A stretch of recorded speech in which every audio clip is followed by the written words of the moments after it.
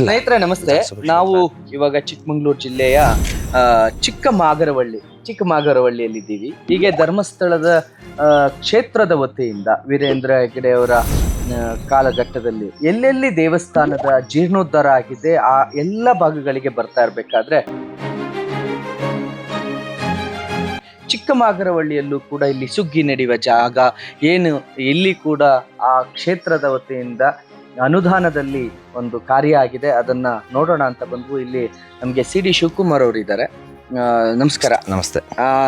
ಧರ್ಮಸ್ಥಳದಿಂದ ಇಲ್ಲಿ ಏನಾಗಿತ್ತು, ಯಾವಾಗಾಗಿತ್ತು, ನಿಮಗೆ ತಿಳಿದಂತ ವಿಚಾರಗಳು?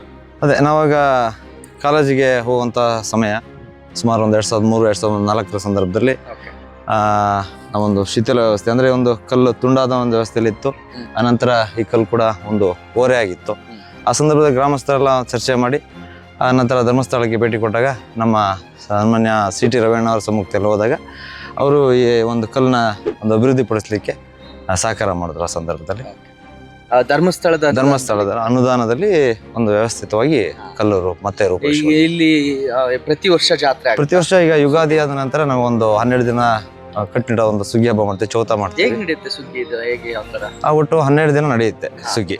ಅದರಲ್ಲಿ ನಮ್ಮ ದೇವಿರಮ್ಮ ಮತ್ತೆ ಚಿಕ್ಕಮ್ಮನವ್ರ ಅಡ್ಡೆ ಇರುತ್ತೆ. ಚಿಕ್ಕಮರಳ್ಳಿ, ದೊಡ್ಡಮರಳ್ಳಿ, ಹಳಿಯೂರು 3 ಊರು ಒಟ್ಟು 4 ಗ್ರಾಮಗಳು ಸೇರಿ ಮಾಡೋಂಥದ್ದು ಹಬ್ಬ ಸುಗ್ಗಿ ಹಬ್ಬ. ಇದು ಪ್ರತಿ ವರ್ಷ ದೀಪ ಹಚ್ತೀರಾ ಏನು? ಇಲ್ಲ, ಇದು ಇಲ್ಲಿಗೊಂದು ಇಲ್ಲಿ ತೊಟ್ಟಿಲು ಬರುತ್ತೆ, ಚೈನ್ ಮುಖಾಂತರ. ಅದಕ್ಕೊಂದು ದೇವ್ರನ್ನ ನಾವನ್ನ ಉಯ್ಯಾಲೆ ಕೂರಿಸ್ಬಿಟ್ಟು ಉಯ್ಯಾಲೆ ಮಾಡ್ಬಿಟ್ಟು ಸುಗ್ಗಿ ಪ್ರಾರಂಭ ಆಗೋ ಮೊದಲ ದಿನ ನಾವು ಅದನ್ನ ಉಯ್ಯಾಲೆ ಕಂಬ ಅಂತ,